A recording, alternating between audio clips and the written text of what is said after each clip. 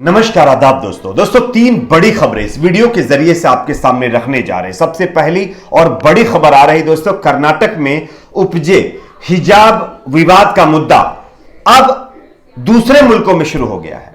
अब बहरीन से एक बड़ी खबर आ रही है, जहां पर एक हिजाब लगाए महिला को एक रेस्टोरेंट के अंदर परमिशन नहीं दी गई, जिसके चलते एक भारतीय रेस्टोरेंट के ऊपर बहरीन सरकार की तरफ से बड़ी कार्रवाई कर दी गई है। किस तरह से इसकी जानकारी आगे आपको देंगे, साथ ही साथ अगली खबर में आपको बताएंगे दोस्तों। सुप्रीम कोर्ट से बड़ी खबर है त्रिपुरा हिंसा को लेकर के। त्रिपुरा में आप लोगों ने देखा होगा कि जिस तरह से बांग्लादेश में कुछ मंदिरों के ऊपर हमले किए गए थे, उसके बाद त्रिपुरा में एक हिंसा हुई थी और इस हिंसा में कई छात्रों ने इसके वीडियो फुटेज सोशल मीडिया पर वायरल किए थे और इसके खिलाफ आवाज उठाई थी। उनके ऊपर पुलिस कार्रवाई कर रही थी और इसी मामले पर अब सुप्रीम कोर्ट की तरफ से बड़ी खबर आ रही है और उन छात्रों के लिए अच्छी खबर है जो इस हिंसा के खिलाफ जिन्होंने आवाज उठाई थी। एक और खबर की बात करेंगे दोस्तों, उत्तर प्रदेश से आ रही है, जहां पर योगी सरकार में जिस तरह से मंत्री बनाए गए हैं, इस मंत्री की कुर्सी पर बैठने वाले नेताओं को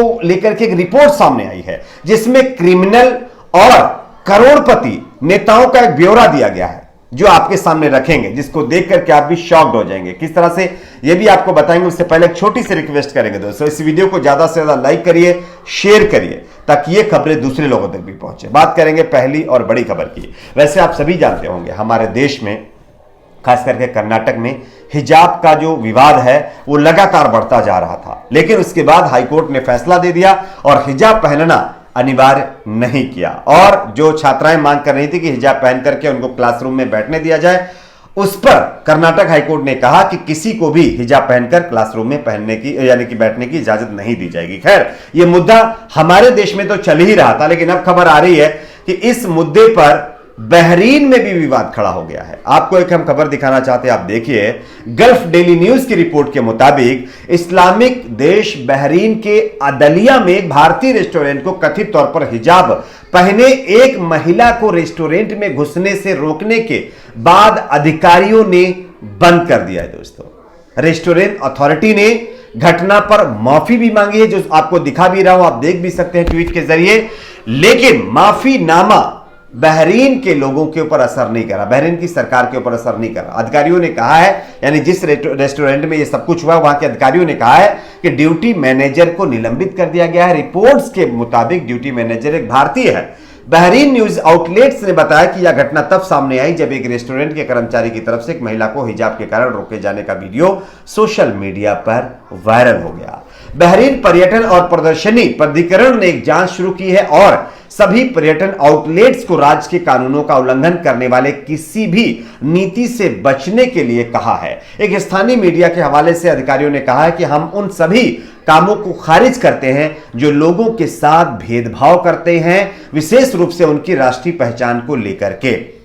तो ये कहते हुए बहरीन की सरकार ने यह बड़ी कार्रवाई एक भारतीय रेस्टोरेंट के ऊपर कर दी है और इस रेस्टोरेंट के अंदर एक हिजाब पहन करके महिला जाना चाहती थी, उसको नहीं जाने दिया जा रहा था और ना जाने देने का वीडियो सोशल मीडिया पर वायरल हो गया। उसके बाद जो कुछ भी हुआ ये आपके सामने है।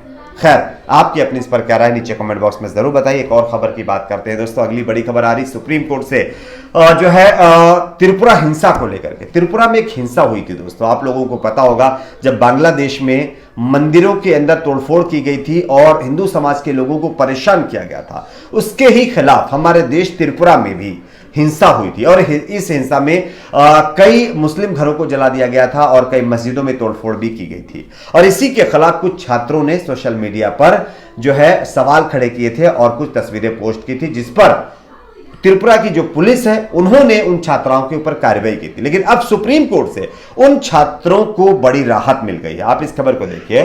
पिछले साल बांग्लादेश में दुर्गा पूजा के दौरान हिंदू अल्पसंख्यकों को पर हमले के बाद त्रिपुरा में आगजनी, लूटपाट और हिंसा की घटनाएं हुई थी, जिसके खिलाफ 4 छात्रों ने सोशल मीडिया पर एक पोस्ट किया था। इससे पहले सुप्रीम कोर्ट ने राज्य में सांप्रदायिक हिंसा पर लोगों को सोशल मीडिया पोस्ट के लिए नोटिस भेजने को लेकर के त्रिपुरा पुलिस की खिंचाई भी की थी।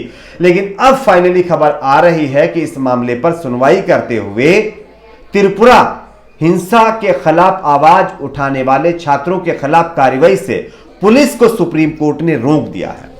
सुप्रीम कोर्ट ने साफ तौर पर कहा है कि आप उनके खिलाफ कार्रवाई ना करें। जस्टिस डीवाई चंद्रचूड़ और जस्टिस सूर्यकांत की पीठ ने इन छात्रों द्वारा दायर 4 अलग अलग याचिकाओं पर शुक्रवार को जो है सुनवाई कर आदेश जारी कर दिया है। इन याचिकाओं को मामले में लंबित अन्य याचिकाओं के साथ भी जोड़ दिया गया है। आदेश में कहा गया है कि त्रिपुरा के पश्चिम अगरतला थाने में पुलिस थाने में 3 नवंबर 2021 को दर्ज मामले में अगले आदेश तक आगे की कार्रवाई पर रोक रहेगी। किसी तरह की कोई कार्रवाई उन छात्रों के ऊपर नहीं की जाएगी। तो ये कहीं ना कहीं एक और बड़ी खबर है। एक और खबर की बात करते हैं दोस्तों, जो कि आ रही उत्तर प्रदेश से। उत्तर प्रदेश में आप सभी जानते होंगे विधानसभा चुनाव योगी जी ने जीत लिया है, यानी बीजेपी ने प्रचंड बहुमत हासिल की है। लेकिन चुनाव जीतने के बाद अब मंत्रिमंडल का विस्तार भी किया जा रहा है और मंत्रिमंडल में जो मंत्री शामिल किए गए हैं उनमें एक रिपोर्ट जारी की गई है उनको लेकर के, जिसमें कितने क्रिमिनल हैं, किनके क्या रिकॉर्ड्स हैं और कितने करोड़पति हैं, इसका ब्यौरा साझा किया गया है, जो हम आपको दिखाना चाहते हैं। आप देख सकते हैं उत्तर प्रदेश की योगी आदित्यनाथ कैबिनेट में शपथ लेने वाले 45 मंत्रियों में से 22 मंत्रियों के खिलाफ आपराधिक मामले दर्ज हैं और उनमें से ज्यादातर मंत्रियों पर गंभीर आरोप हैं। दोस्तों, उत्तर प्रदेश इलेक्शन वॉच और एसोसिएशन फॉर डेमोक्रेटिक रिफॉर्म्स यानी एडीआर के रिपोर्ट के मुताबिक कुल 45 मंत्रियों के हलफनामे का विश्लेषण इसमें किया गया है। एडीआर की रिपोर्ट के मुताबिक योगी कैबिनेट के 49% बताया जा रहा है कि मंत्रियों ने हलफनामे में अपने खिलाफ आपराधिक मामले दर्ज होने की जानकारी दी है। वहीं 20 मंत्रियों ने जो है अपने ऊपर गंभीर आरोप की भी जानकारी दी है। योगी कैबिनेट में कुल 52 मंत्रियों ने शपथ ली थी, इसमें से 2 डिप्टी सीएम भी शामिल हैं। और आपको बता दें दोस्तों, कई ऐसे मंत्री हैं जो करोड़पति हैं। टोटल बताया जा रहा है कि 39 ऐसे मंत्री हैं जो करोड़पतियों की श्रेणी में आते हैं, यानी कि टोटल मंत्रियों का 87% जो हिस्सा है वो करोड़पतियों की श्रेणी में आता है। उत्तर प्रदेश की जो योगी जी की मंत्रिमंडल की पूरी टीम है, इसका ये ब्यौरा निकल करके सामने आया है।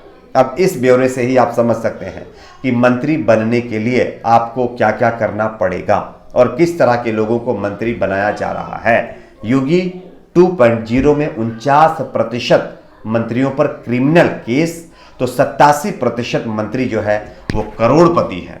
ये ताज़ा रिपोर्ट सामने आई है एडीआर की, जो है एक रिपोर्ट जो छपी है उसमें। आपकी अपनी इस पर क्या राय है दोस्तों? नीचे कमेंट बॉक्स में इसके बारे में 2 शब्द आप जरूर लिखिए। अगर आप इस चैनल पर नए तो सब्सक्राइब करके बेल आइकन को जरूर प्रेस कर लीजिए। वीडियो को ज्यादा से ज्यादा लाइक शेयर जरूर करें। आज के लिए इतना ही, मिलते हैं कुछ और खबरों के साथ।